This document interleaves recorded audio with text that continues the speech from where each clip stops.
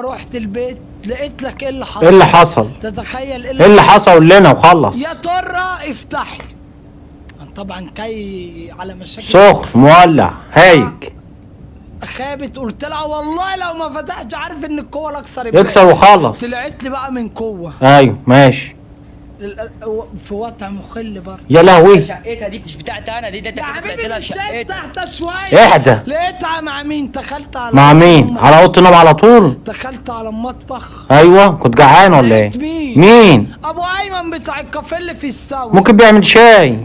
ومين كمان ابو ايمن ده كمان؟ ما هو واحد برضه. واحد من الجماعه عادي. مشاكلي زي ما انت كنت بتحل المشاكل. حلال. كلامي ان انا راضيكوا على بعض. وهي برضه ابو ايمن كان بيحل المشاكل يا اخويا هناك. ماشي هناك. فابو ايمن طبعا ابو ايمن اللي كبك هنا هي كانت بتروح له الساوي عند الشيخ بتاع المكرونه. بياكلوا مكرونه عادي يعني. الكافيه بتاع ابو ايمن. فكانت بتروح له. فايه اللي كبك هنا؟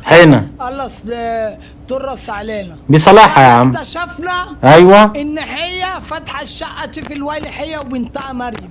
الشقه دي مفتوحه في وضع مخل. يا لهوي. وكالة الويل لازم تحضر. لازم. ومحدش لازم يسكت على ابدا. فشعه مع بطاطا. يا لهوي. فشعه مع كل دول بالقنطر. بالعنطر. يا لهوي. ممكن كان بيشخ ولا حاجه؟ لا انا ما اتجوزتهاش. طب وانت مالك بقى؟ ولا اي حاجه. عادي يعني. مش مراتي. مش مراتك انت، مال امك بقى.